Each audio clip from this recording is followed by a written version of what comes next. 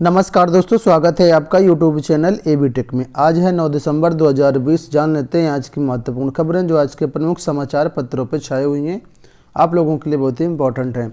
सबसे पहले बात करेंगे 69,000 शिक्षक भर्ती के बारे में। आज से 69,000 शिक्षक भर्ती में तीसरी काउंसलिंग की शुरुआत हो रही है। परिषदीय विद्यालयों में 69,000 सहायक अध्यापकों की भर्ती में आवेदन पत्र, शैक्षिक दस्तावेज, जाति व निवास प्रमाण पत्र में मानवीय त्रुटि के कारण जो अभ्यर्थी पहली और दूसरी काउंसलिंग से वंचित रह गए थे, उन्हें इन गलतियों को सुधारने का मौका देते हुए जिलों में आज से तीसरी काउंसलिंग शुरू होगी। तीसरी काउंसलिंग 9 से 11 दिसंबर तक करवाई जाएगी। काउंसलिंग में उपयुक्त पाए गए यानी सही पाए गए अभ्यर्थियों को 12 दिसंबर को नियुक्ति पत्र दिया जाएगा। इस काउंसलिंग में वे अभ्यर्थी भी शामिल हो सकेंगे जिन्होंने किसी कारण से पहले और दूसरे चरण की काउंसलिंग में भाग नहीं ले पाए थे, उपस्थित नहीं हो पाए थे। तो कुल मिलाकर के जो वंचित अभ्यर्थी हैं, जिन्होंने कुछ गलतियां की हैं, उनकी काउंसलिंग आज से शुरू हो रही है। वहीं पर ये एक बात बड़ी अपडेट ये भी दिया गया है, तो चयनित होकर के भी बने रहेंगे अभ्यर्थी। यानी इस भर्ती में बहुत से ऐसे अभ्यर्थी भी हैं जिनको कोई भी फ़ायदा नहीं हो रहा है, मतलब उन्होंने त्रुटि किया लेकिन उनको सीधे सीधे भर्ती से बाहर किया गया है। यहाँ पर आप लोग देख सकते हैं, लिखा है कि यह खबर उन लाखों प्रतियोगियों के लिए है जो दिन रात मेहनत करके सफलता की सीढ़ियाँ चढ़ते हैं लेकिन मंजिल पर पहुंचने के ठीक पहले फिसल जाते हैं।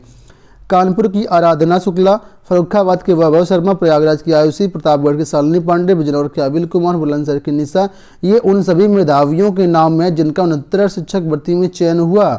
सभी ने हाई स्कूल, इंटर, स्नातक प्रशिक्षण के साथ ही शिक्षक भर्ती की प्रतियोगी परीक्षा उम्दा अंकों से उत्तीर्ण की है, लेकिन मिले अंकों को वेबसाइट पर दर्ज करने में चूक गए, लिहाजा चयनित होकर के भी अभ्यर्थी बने रहने को ही मजबूर हैं। कई सारे ऐसे अभ्यर्थी भी हैं जिनको संशोधन का कोई भी मौका नहीं दिया गया। सरकार ने इस तरह से आदेश निकाला है कि शिक्षक भर्ती के मेरिट प्रभावित ना हो, बिना मेरिट प्रभावित हुए जिन लोगों को फ़ायदा मिल सकता है उनको फ़ायदा दिया गया है, लेकिन जहाँ कहीं भी मेरिट प्रभावित हो रही है उनको सीधा उनका जो अभ्यर्थी है निरस्त कर दिया गया है।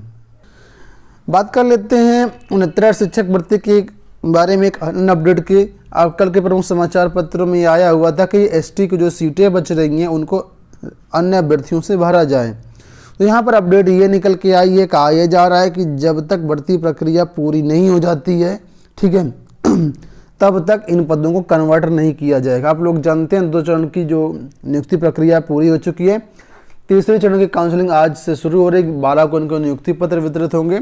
तो जब तक सारे जो पद हैं वो जितने भी चयनित हैं वो नियुक्त नहीं हो जाते हैं, तब तक इन पदों को मतलब नहीं कन्वर्ट किया जाएगा। ठीक है, अभी बहुत सारे जिलों में जो है नियुक्ति प्रक्रिया चल रही है। 12 को भी नियुक्ति पत्र बटेंगे, तो इस वजह से अभी ये बात सामने निकल के आई है।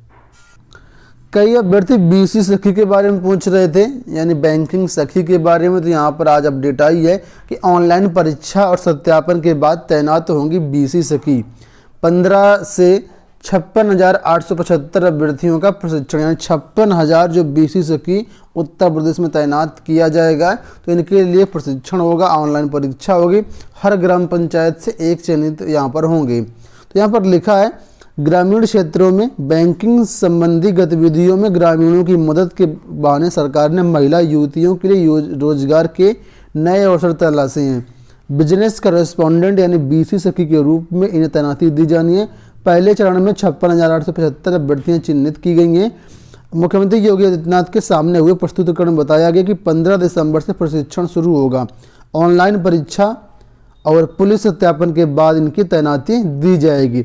चयनित बीसी सखी को laptop, POS machine, POS machine जिसको बोलते हैं, जिससे पैसे से निकालेंगे, कार्ड रीडर, फिंगरप्रिंट रीडर के लिए 50,000 व हर महीने 4,000 रुपये स्टाइपेंड के रूप में मिलेंगे। तो इनके जो ट्रेनिंग वगैरह है ये 15 दिसंबर से शुरू हो रहा है।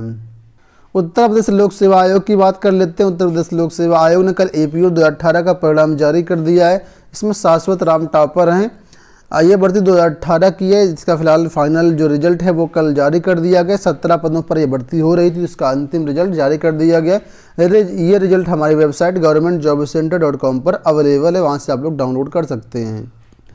अगली अपडेट की बात कर लेते हैं। तो एलटी गेट शिक्षक भर्ती को लेकर के अपडेट है। एलटी गेट शिक्षक भर्ती 2018 में कई विषयों की ज्वाइनिंग अभी तक नहीं हो पाई हैं। कई विषय के अभ्यर्थियों की जो फाइलें हैं पेंडिंग पड़ी हैं, निदेशालय नहीं पहुंच पाई हैं, उसी को लेकर के प्रतियोगी मोर्चा की तरफ से एक लेटर दिया गया है। तो वही चीज़ यहाँ पर भी दी गई है कि चयनित अभ्यर्थियों की फाइल निदेशालय भेजने की मांग। एलटी ग्रेड शिक्षक भर्ती के अभ्यर्थियों ने हिंदी के चयनित अभ्यर्थियों, सामाजिक विज्ञान के पुरुष वर्ग के चयनित अभ्यर्थियों की फाइल माध्यमिक शिक्षा निदेशालय को शीघ्र भेजने की मांग की है। मंगलवार को उत्तर प्रदेश लोक सेवा आयोग में अध्यक्ष को संबोधित करके ज्ञापन दिया गया। इसका डिटेल्ड वीडियो कल मैंने बनाया था, आप लोगों ने देखा भी होगा, नहीं देखा तो जाकर के उसको देख लीजिए, सारी चीज़ें मैंने वहाँ पर स्पष्ट रूप से बताई हैं। बात कर लेते एसएससी की। देखिए एसएससी करेगा 4726 पदों पर भर्ती। कर्मचारी चयन आयोग यानी SSC combined higher secondary level यानी CHSL यानी 12वीं पास अभ्यर्थियों के लिए कुल 4726 पदों पर भर्ती करेगा। आयोग की ओर से 15 दिसंबर को आवेदन की अंतिम तिथि पूरी होने से पहले ही CHSL के पदों की घोषणा कर दी गई है। यानी इसके ऑनलाइन आवेदन स्टार्ट हैं। 15 दिसंबर इसके लिए लास्ट डेट रखी गई है। अगर आपने इसमें अभी तक आवेदन नहीं किया तो हमारी वेबसाइट governmentjobcenter.com पर इसके जो फॉर्म है अवेलेबल हैं। SSC CHSL 2020 ऑनलाइन फॉर्म, इस तरीके से आप डाल दे, वहाँ पर आपको लिंक मिल जाएगा, वहाँ से आप लोग कर सकते हैं। 12वीं पास अभ्यर्थी इसके लिए पात्र हैं। PCS को लेकर के बात कर लेते हैं। लिखा शुल्क जमा पर मेंस के आवेदन फंसे। सर्वर धीमा होने से बैंक ट्रांजैक्शन का प्रिंटआउट नहीं निकाल पा रहे अभ्यर्थी। यूपीपीएससी का सर्वर धीमा हो पाने के कारण जो PCS मेंस के अभ्यर्थी हैं वो परेशान हो रहे हैं, कैफे से फॉर्म भरवा रहे हैं, लेकिन सर्वर धीमा होने के कारण जो पेमेंट की रिसिप्ट होती है, रिसिप्ट उसका प्रिंट नहीं निकल पा रहा है। इस वजह से अभ्यर्थी परेशान हो रहे हैं। कई अभ्यर्थियों ने मोबाइल से उसका स्क्रीनशॉट भी ले लिया, लेकिन लोक सेवा आयोग इसको नहीं मान रहा है। लोक सेवा आयोग का कहना है कि जो प्रिंट आउट होता है वो निकाल करके जमा करें। और आप लोग जानते होंगे कि यूपीपीएससी की जो भर्ती होती है मेंस के लिए, इसमें पहले रजिस्ट्रेशन करना होता है, फिर फीस पेमेंट करना होता है, इसके बाद प्रिंट आउट निकाल करके हार्ड कॉपी जो है आयोग में जाकर के जमा करनी होती। तो इस तरह समस्याएं अभ्यर्थियों को आ रही हैं। अभ्यर्थियों ने इसकी शिकायत लोक सेवा आयोग से की है कि सर्वर धीमा होने से ये सारी समस्याएं हो रही हैं। अगली अपडेट की बात कर लेते हैं। तो यहाँ पर अपडेट है CBSE बोर्ड की परीक्षाओं को लेकर के। लिखा है परीक्षाओं पर अब राज्यों की भी ली जाएगी राय। CBSE सहित सभी राज्यों के बोर्ड और JEE मेंस नीट जैसी परीक्षाओं को लेकर के केंद्र सरकार अब राज्यों की राय जानेगी। इसे लेकर के वो जल्द ही राज्यों के साथ चर्चा करेगी। केंद्रीय शिक्षा मंत्रालय ने इसे लेकर के तैयारी शुरू कर दी है। कोरोना के खतरे को देखते हुए वैसे भी देश भर के ज़्यादातर जो स्कूल हैं अभी भी बंद चल रहे हैं, ऐसे में राज्यों की सहमति जरूरी हो जाती है। तो जो भी परीक्षाएं होंगी अब जो केंद्र सरकार है वो राज्य सरकारों से अनुमति लेकर के या सहमति लेकर के ही परीक्षाएं करवाएगी। आप लोग जानते हैं उत्तर प्रदेश में LT ग्रेड की नई शिक्षक भर्ती का ऐलान हो गया है। पहले इसमें बताया गया था कि लगभग 7,500 के पद हैं, फिर बाद में बताया गया इसमें लगभग 10,000 के पद हैं। तो आज की प्रमुख समाचार पत्रों में इसके बारे में भी यहाँ पर आया हुआ है।